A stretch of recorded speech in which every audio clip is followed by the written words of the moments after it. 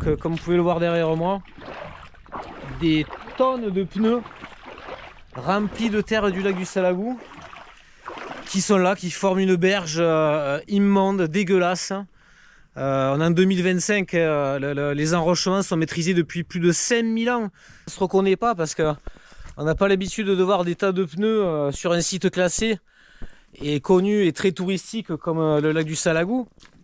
Pourtant j'y suis bien et ces pneus ils sont là depuis plus de 20 ans. Donc ils ont été mis pour stabiliser la berge, mais en fait au départ c'était quelque chose de temporaire en attendant de mettre des rochers, ça n'a pas été fait. Donc depuis plus de 25 ans ces pneus salissent le lac, polluent le lac en se dégradant lentement. Donc maintenant c'est mélangé à de la terre, donc c'est encore plus compliqué.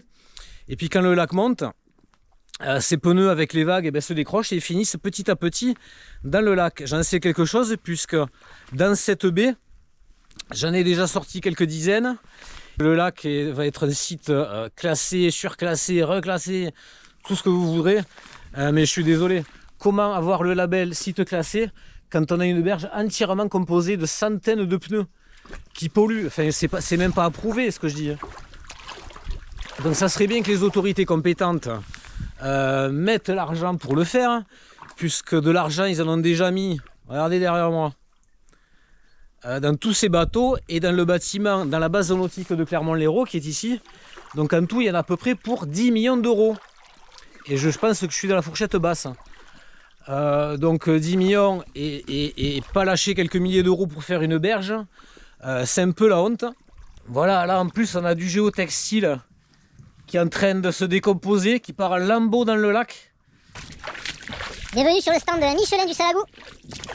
Michelin, Goodyear et qu'est-ce qu'on a encore? Oh, si on regarde, il y a du Kléber, il y a du Dunlop. Bref, que des choses qui n'ont rien à faire au bord de l'eau. Mais ça fait un quart de siècle qu'elles sont là. Ça, c'est un super exemple de ce qu'il ne faut pas faire. Et puis, en plus de ça, bien sûr, c'est la vie subaquatique qui morfle. Si je me mets en avant comme ça, c'est ni pour moi, ni pour mon association.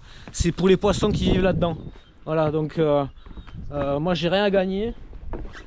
Je dirais même j'ai presque des choses à perdre. Mais tant pis, je suis prêt à perdre un peu pour que la nature gagne beaucoup.